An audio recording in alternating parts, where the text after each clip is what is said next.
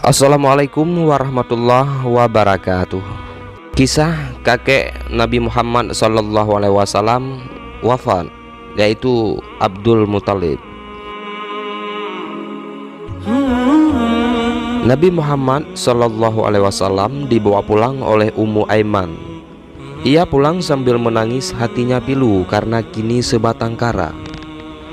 Nabi Muhammad makin merasa kehilangan. Ia menjalani takdir sebagai seorang anak yatim piatu. Terasa olehnya hidup yang makin sunyi dan semakin sedih. Baru beberapa hari yang lalu, ia mendengar lagi dari ibunya cerita keluhan duka kehilangan ayahandanya semasa ia dalam kandungan. Kini, ia melihat sendiri di hadapannya ibunya pergi untuk tidak kembali lagi sebagaimana ayahnya dulu.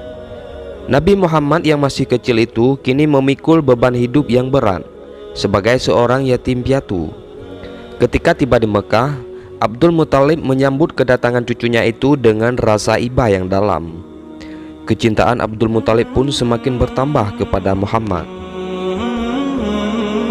Rasa duka Muhammad mungkin agak ringan apabila kakeknya Abdul Muthalib dapat hidup lebih lama lagi. Namun Allah Subhanahu wa ta'ala sudah menentukan lain. Pada usia 80 tahun, sang kakek pun meninggal dunia. Saat itu Nabi Muhammad SAW berusia 8 tahun. Ia mengiringi jenazah kakeknya ke kubur sambil berlinangan air mata. Kenangan sedih sebagai anak yatim piatu membekas begitu dalam pada diri Rasulullah SAW. Sehingga di dalam Al-Quran pun disebutkan ketika Allah mengingatkan Rasulullah SAW akan nikmat yang dianugerahkan kepadanya di tengah kesedihan itu. Alam yajidka yatiman fa'awa, bukankah dia mendapatimu sebagai seorang yatim, lalu dia melindungimu. Surat Ad-Duha ayat 6. Wawajadaka zallam fahada, dan dia mendapatimu sebagai seorang yang bingung, lalu dia memberikan petunjuk. Surat Ad-Duha ayat 7. Wafatnya Abdul Muthalib merupakan pukulan yang berat bagi keluarga Hashim. Tidak ada anak-anak Abdul Muthalib yang memiliki keteguhan hati, kewibawaan, pandangan tajam, terhormat, dan berpengaruh di kalangan Arab seperti dirinya. Kemudian keluarga Umayyah tampil ke depan mengambil tampuk pimpinan yang memang sejak dulu mereka idam-idamkan, tanpa menghiraukan ancaman yang datang dari keluarga Hashim. Sebelum wafat, Abdul Muthalib menunjuk salah seorang anaknya untuk mengasuh Nabi Muhammad SAW. Ia tidak menunjuk Abbas yang kaya, namun agak kikir. Ia juga tidak menunjuk Asrid, putranya yang tertua, karena Haris adalah orang yang tidak mampu. Abdul Muthalib menunjuk Abu Talib untuk mengasuh Nabi Muhammad karena sekalipun miskin, Abu Talib memiliki perasaan yang halus dan paling terhormat di kalangan Quraisy. Abu Talib juga amat menyayangi kemenakannya itu. Budi pekerti Nabi Muhammad yang luhur, cerdas, suka berbakti dan baik hati sangat menyenangkan Abu Talib. Ia bahkan lebih mendahulukan kepentingan Nabi Muhammad daripada anak-anaknya sendiri. Begitupun sebalik, Nabi Muhammad amat mencintai pamannya. Ia tahu pamannya memiliki banyak anak kecil dan hidup dalam kemiskinan. Namun demikian, pamannya tidak pernah berhutang kepada orang lain. Abu Talib lebih suka bekerja keras memeras keringat untuk menafkahi keluarganya. Karena itulah, tanpa ragu, Nabi Muhammad ikut bekerja seperti anak-anak Abu Talib yang lain. Ia ikut membantu pekerjaan keluarga Abu Talib, menggembalakan kambing dan mencari rumput. Abu Talib merasa bahwa Muhammad kelak akan menjadi orang yang bersih hatinya dan dijauhkan dari dosa. Ia yakin jika mengajak Muhammad berdoa, Tuhan akan mengabulkan permohonannya. Seperti yang dilakukan ketika orang-orang Quraisy berseru, "Wahai Abu Talib, lembah sedang kekeringan dan kemiskinan melanda, marilah berdoa meminta hujan." Maka Abu Talib keluar bersama Nabi Muhammad SAW. Ia menempelkan punggung Muhammad ke dinding Ka'bah dan berdoa. Kemudian mendung pun datang dari segala penjuru, lalu menurunkan hujan yang sangat deras hingga tanah di lembah-lembah dan di ladang menjadi gembur.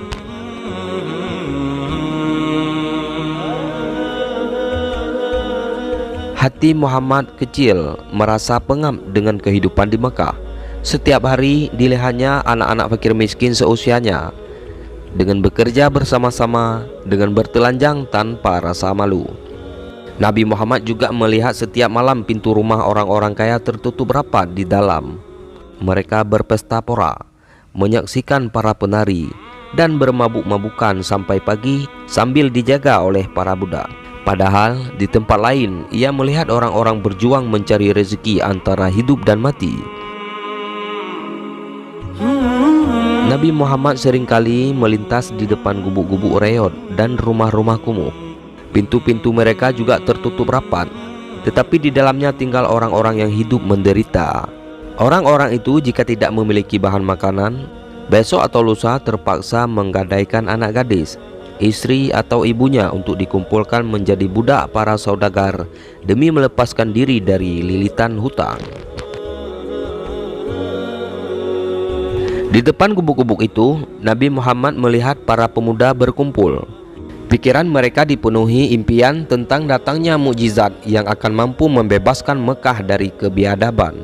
Para pemuda itu berkumpul mengelilingi seorang laki-laki yang bercerita tentang legenda-legenda indah, orang-orang terdahulu yang berjuang melawan raja yang sewenang-wenang. Suatu saat pada usia Nabi Muhammad 12 tahun, Abu Talib berniat pergi berdagang ke Syam untuk mencari nafkah. "Ajaklah aku, paman," pinta Nabi Muhammad SAW. "Tetapi perjalanan padang pasir begitu sulit dan jauh. Aku tidak tega mengajak anak sekecilmu menempuh kesulitan sedemikian berat." Saat itu hanya Abu Talib tempat Muhammad berlindung. Ia merasa amat kesepian jika harus menghadapi kehidupan Mekah seorang diri tanpa ada paman di sampingnya. "Kepada siapakah paman akan meninggalkan aku seorang diri apabila paman pergi nanti?" Nabi Muhammad menanyakan, begitu mengiba. Kemudian Abu Talib sangat terharu. "Demi Allah, aku pasti membawanya pergi. Ia tak boleh berpisah denganku dan aku tidak boleh berpisah dengannya selama-lamanya." Orang-orang Quraisy sering mendatangi Lihab dengan membawa anak-anaknya untuk diramal. Suatu hari Lihab melihat Nabi Muhammad SAW. Kemudian ia memanggilnya, "Kemarilah wahai anak muda." Namun Abu Talib segera menyembunyikan Nabi Muhammad dan membawanya pergi hingga Lihab berteriak-teriak, "Celakalah kalian, bawa ke sini anak muda yang aku lihat tadi. Demi Allah, anak ini akan menjadi orang besar di kemudian hari." Allahumma sholli ala Sayyidina Muhammad. Jamuan Buhairah. Berangkatlah rombongan kafilah Quraisy menuju ke Syam. Ketika tiba di Busra, mereka melewati rumah ibadah seorang pendeta Nasrani bernama Buhairah. Ia adalah pendeta yang pandai. Di rumah ibadahnya selalu ada pendeta dan umat Nasrani yang menuntut ilmu kepada Buhairah. Biasanya Buhairah tidak pernah mengubris rombongan Quraisy yang setiap tahun melintas di tempat itu. Namun kali ini ada yang berubah pada diri Buhairah. Ketika rombongan Quraisy termasuk Abu Talib dan Nabi Muhammad singgah di dekat rumah ibadahnya, Buhairah memerintahkan para pembantunya untuk membuat masakan yang banyak. Buhairah berbuat begitu karena dari jendela rumah ibadahnya ia melihat hal yang aneh pada rombongan Quraisy. Ada awan kecil yang bergerak pelan mengikuti kemanapun kafilah pergi. Ada sesuatu atau seorang di dalam kafilah yang dilindungi awan itu dari terik matahari. Buhairah bergegas mendatangi kafilah yang tengah beristirahat di bawah pepohonan rindang dan berkata, "Hai orang-orang Quraisy, sungguh aku telah membuat makanan untuk kalian. Aku ingin kalian semua, anak kecil, orang dewasa, budak, dan orang merdeka, singgah di rumahku." Salah seorang Quraisy bertanya, "Wahai Buhairah, alangkah istimewanya apa yang engkau perbuat kepada kami hari ini. Padahal kami sering melewati tempatmu ini. Apa yang sebenarnya terjadi padamu?" "Engkau benar," jawab Buhairah. "Dulu aku memang seperti yang engkau katakan. Namun kalian semuanya adalah tamuku kali ini dan aku ingin menjamu kalian. Aku telah membuat makanan dan kalian semuanya harus ikut makan." Dengan senang hati rombongan Quraisy pun masuk ke rumah Buhairah untuk memenuhi undangannya. Hanya saja Nabi Muhammad tidak ikut karena ia masih kecil. Ia ditugaskan menjaga pembekalan kafilah.